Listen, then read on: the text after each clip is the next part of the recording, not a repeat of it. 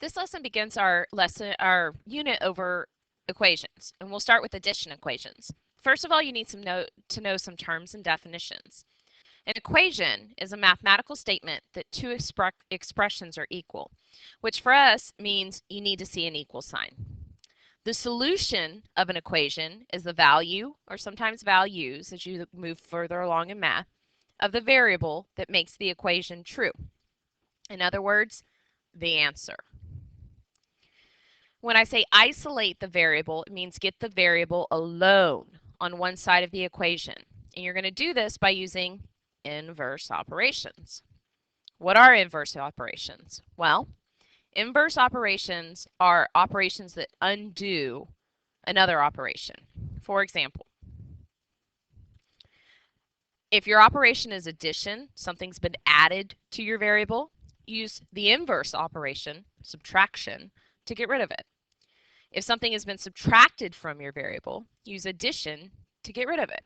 So essentially, you're working backwards. So multiplication matches up with division, and to undo division, use multiplication. Sometimes these are also called opposite operations. So Johnny, a friend of mine, gives me a bag with some candies in it. He does not tell me how many candies are in the bag. I put the bag in my backpack. Then his brother gives me 3 candies as well to put in my backpack. Johnny grins and says to me, "Now you have 14 candies in your backpack. How many candies are in the bag?" So if I have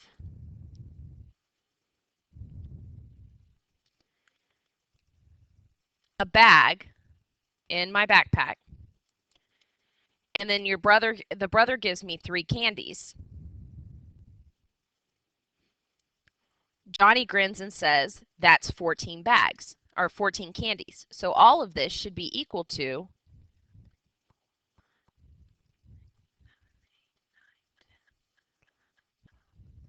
14 candies. So I have 3 candies outside of the bag. So those 3 candies will weigh the same as these candies. So I can cross them off. That means in this bag there has to be 1, 2, 3, 4, 5, 6, 7, 8, 9, 10, 11 candies.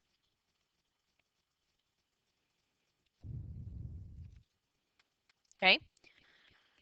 I use a balanced scale to represent these equations because if both sides are equal, that means that whatever's on this side has to equal on this side. So if I remove these 3 candies from this side, I would also have to remove these 3 candies from that side to make both sides of the equation be equal. The next thing we're looking at is these 2 scales, and we're going to use these together. Now this tells us that this cherry equals these 2 mangoes, I guess they are. So if a cherry equals 2 mangoes, and I have this information up here, does it make sense that if I take this cherry off my scale, I also have to remove 2 mangoes for it to remain equal?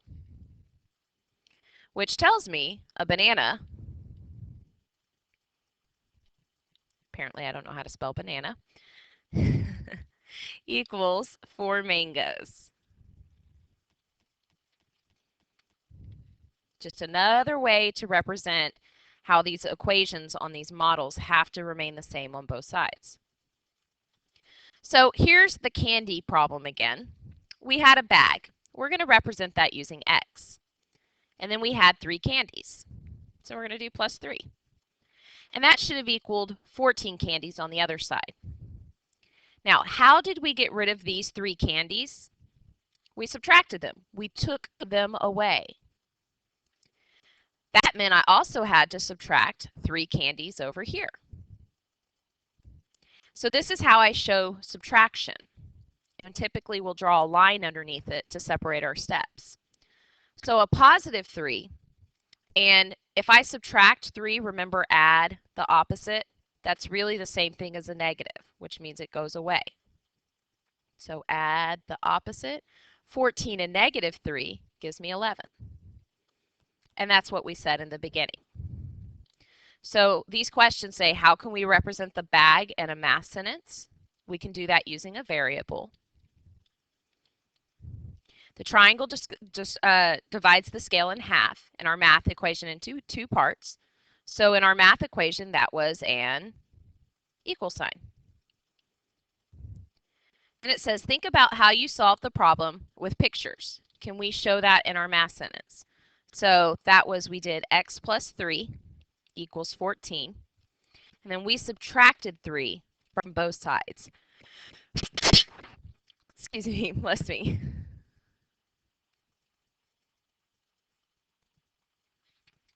So this went away, and I had x equals 11.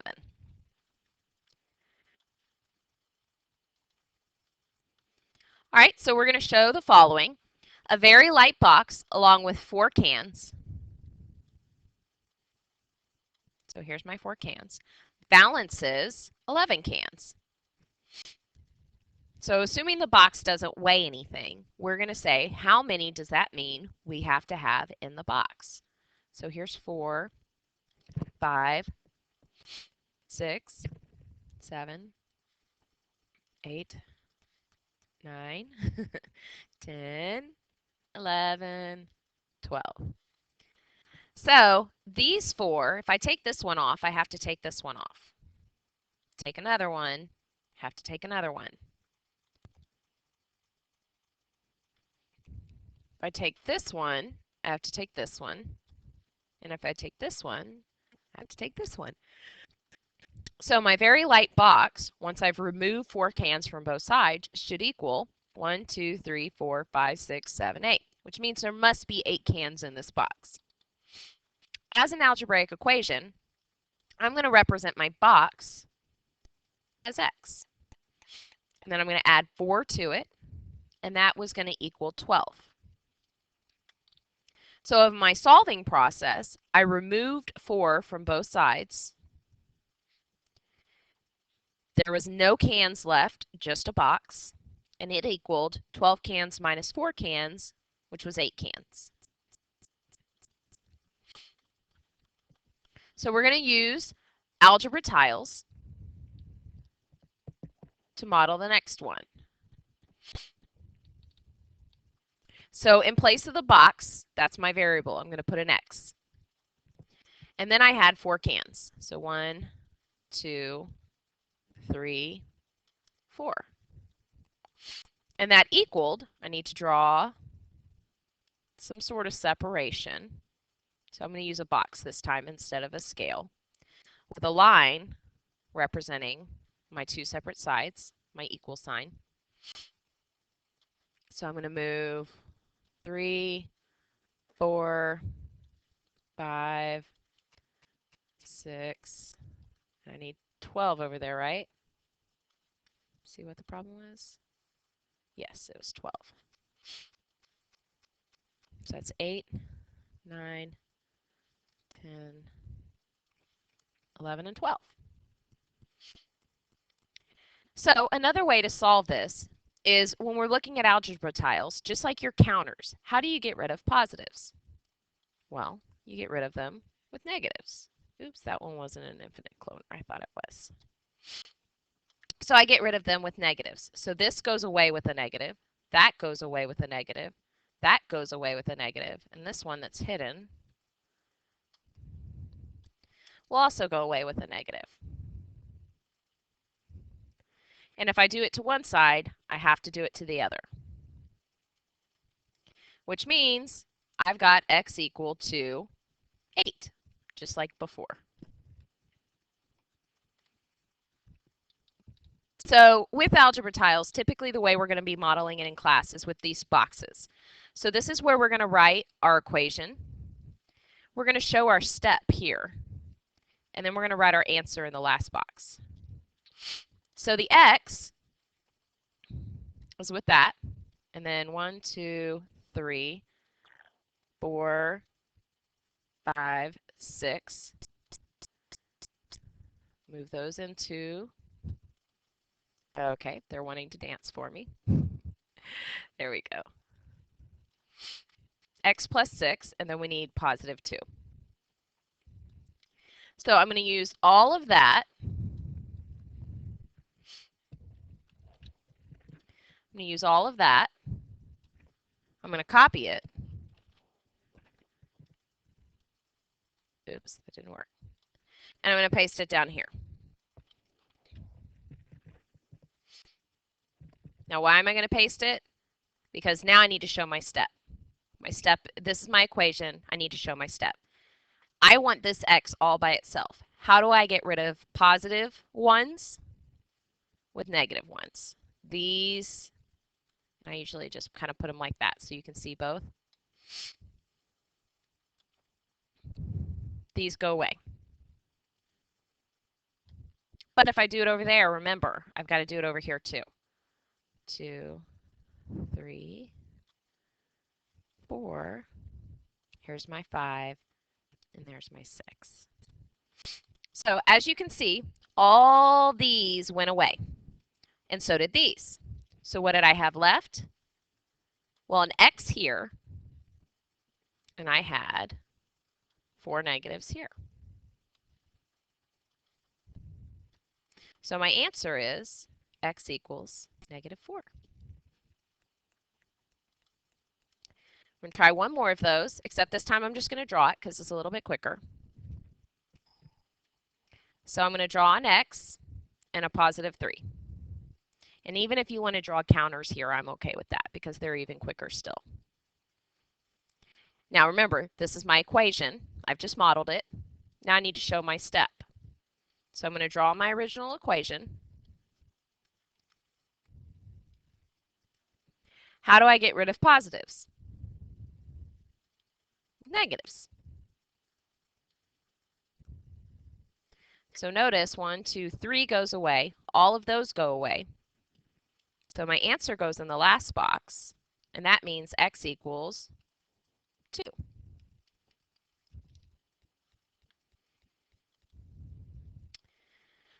Now we're going to do that same thing, except we're going to do it algebraically. So I think it helps to draw a line down the equal sign so that you can identify what is with your x that you do not want. Well, there's a +5, or 5 has been added to your variable. How do you undo addition? With subtraction. But that means I also have to do it over here. So this goes away, and I have x equals 8 subtract 5 is 3. With these types of problems, especially when you're starting out, it's really good to do a check, which just means you write the problem, you plug in what you got for your answer, and you verify that it worked. 3 plus 5 is 8. Does 8 equal 8? Yes, it does. What has been done to the a? We've added 5. How do we undo addition? With the inverse operation, subtraction. So I'm going to subtract 5 from both sides. That goes away because +5 and -5, or an add and a subtract, go away. And a equals, now consider this, this is 3 minus 5, which is the same thing as adding the opposite. So it's a -2. So really when you're thinking about this at this point, you shouldn't really be thinking about this as subtraction anymore. You should be thinking about this as a negative. So 3 and -5 is -2. And that's why a check is really good, because you can take that -2 and plug it in to your original equation and verify that it's at work.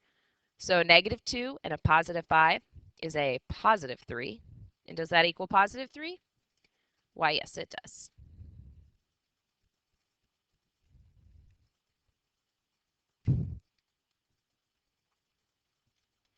Okay, apparently handwriting's not working for me today.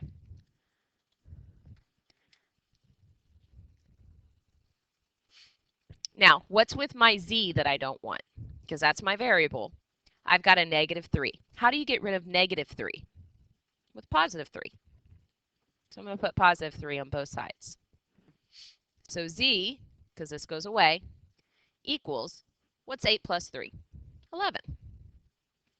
-3 plus 11 equals 8. Is that true? -3 and 11 is, yes, it's 8. It's true. What's with my c that I do not want? A +0.2. How do I get rid of plus 2/10? Minus 2/10.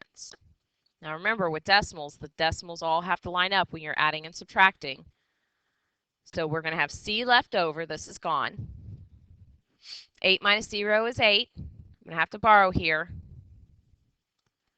10 minus 2 is 8. 1 minus 0 is 1. On one like this, please check your answer. It's in your best interest because you can see if you've done it correct or not. So I'm plugging in my answer, and there's not really enough room for me to show my work there, so I'm going to come down here. Remember, decimals must line up. So this is an 8. That's 10. And then you have 2.08. So did it work? 2.08 equals 2.08. Well, yes, it does. All right, drawing my line. Now, do I have a variable over here this time? No, it's on the other side. Remember, the variable is what you need to get a loan. So what was done to G? 20 was added to it. So I'm going to subtract 20 to get rid of it. That goes away, and G equals, all right, think about this, negative 20, that is negative 40. Please check your answers. Even if you don't write it down, check it in your head, because I know that you can find the answers to these. So negative 20, nothing to simplify.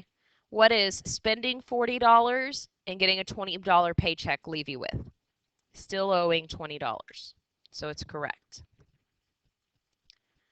Last one. What's been done to my x? Well, I've subtracted 8.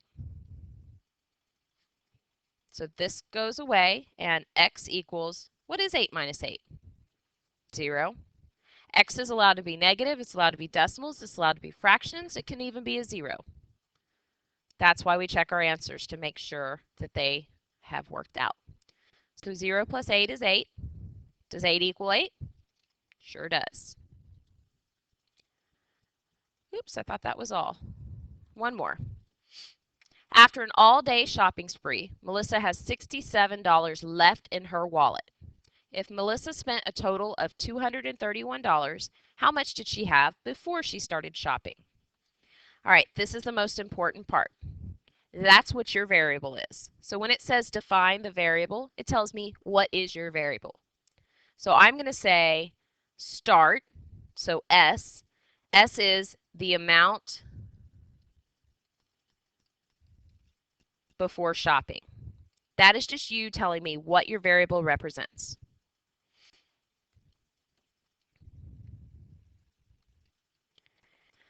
So that amount, I took $67 away from it because I went shopping, and I had $231 left.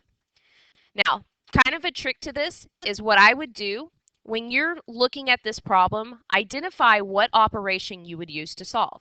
If I was going to solve this problem, I would do 231 plus 67 to come up with my answer. So it would be an addition. Your equation will always be the opposite of that. So it's a subtraction equation. That can kind of give you direction about what you should be writing there. So her starting amount minus the amount she spent should give the total left in her account. So if I'm going to show my steps to solve this, what I end up doing to solve it is adding 67 to both sides, which means this cancels out, and S equals this added. Isn't that what you told me you would do to solve it in the first place? So this is going to be 8, that's 9, and that's 2. So my answer, $298. That's all we have for today. Please make sure that you complete the worksheet behind the notes.